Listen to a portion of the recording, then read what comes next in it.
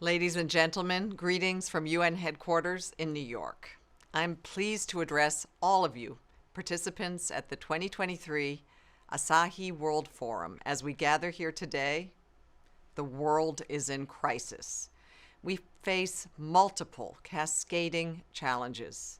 Economies are still struggling to recover from the COVID-19 pandemic, while simmering tensions ignite into fresh conflicts, and the climate emergency continues untamed. Working together, we know that the international community can address these problems, but not unless we recognize the hidden struggle at the core of all others, the fight for information integrity. My job as the United Nations Under-Secretary General for Global Communications is to inform people about these crises and spur meaningful action for change. But global communications is facing its own crisis. Hate speech, mis and disinformation disseminated online are damaging our world, holding back human progress and efforts to achieve the Sustainable Development Goals. We've seen a surge in vicious disinformation and other harmful content in recent years. It has leached from the margins into the mainstream, poisoning our whole information ecosystem. Across the globe, weaponized information is fueling conflict, with combatants spreading hatred at scale to amplify tensions and prolong violence.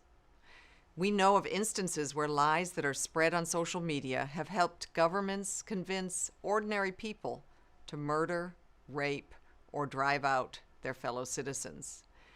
What's more, disinformation is used to attack public institutions, eroding trust and impacting all areas of conflict prevention. The United Nations itself is under attack. Our peacekeeping operations are being targeted with false allegations, risking staff safety and impeding life-saving work in conflict zones. It's a similar story around climate action. This summer, we've seen a surge of mis and disinformation targeting record floods, wildfires, and heat waves, climate change itself. A pattern has emerged whereby rumors and conspiracies dismiss warnings about extreme weather as part of a globalist hoax and deny the link with carbon emissions and global heating. These narratives seek to dial down the danger and skew the significance of deadly disasters, from the apocalyptic floods in Libya to the devastating wildfires in Hawaii. At the same time, internationally coordinated smear campaigns against climate activists have long sought to silence voices of change as they demand urgent action to ensure a livable Earth, a livable future for our Earth. We simply don't have the time for these distractions. When social media burst onto the scene, I have to say we communicators were excited back then. Digital platforms held so much promise. We could engage people directly and move them to join us to improve the world. And these platforms have done much good. They've helped grassroots movements organize. They've connected the isolated. They've reunited displaced families fleeing wars. But before long, we also saw a darker side. Algorithms that prioritize engagement have also helped move extremist views into the mainstream, normalizing anti-Semitism, racism, and other hate speech. And while disinformation isn't a new threat, digital platforms have made it possible to instantly spread harmful hate and lies to billions around the world.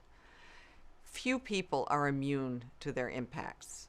The latest Reuters Institute digital news report found that record numbers now get their news from social media. At the same time, a growing group of people also say that they're worried about being exposed to mis and disinformation. The world is crying out for a more humane online sphere.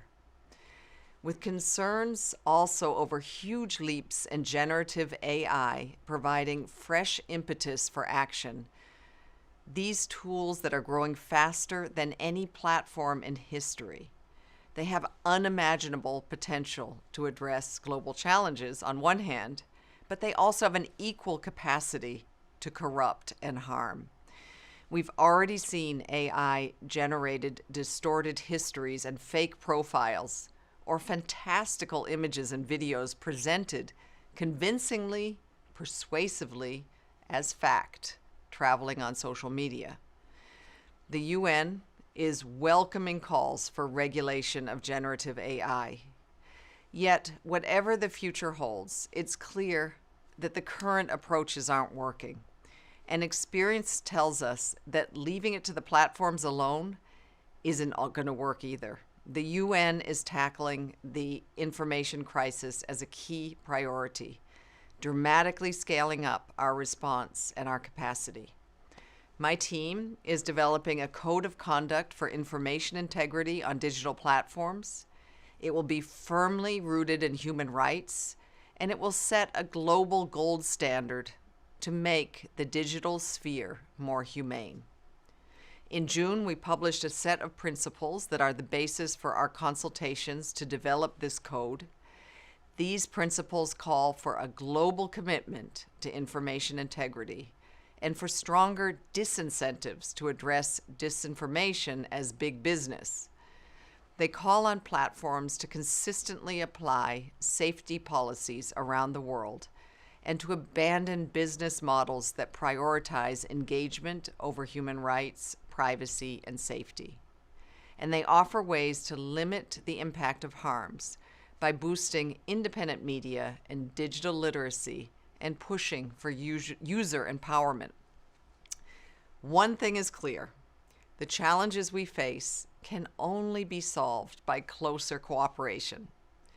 We need everyone on board for this fight, from governments to civil societies, media, and academia. I'd like to thank the organizers of the Asahi World Forum for this chance to raise these issues with you and to broaden our conversation. There is no doubt that dialogue is the only way forward to help restore balance to our information ecosystem and integrity to our online sphere. Thank you.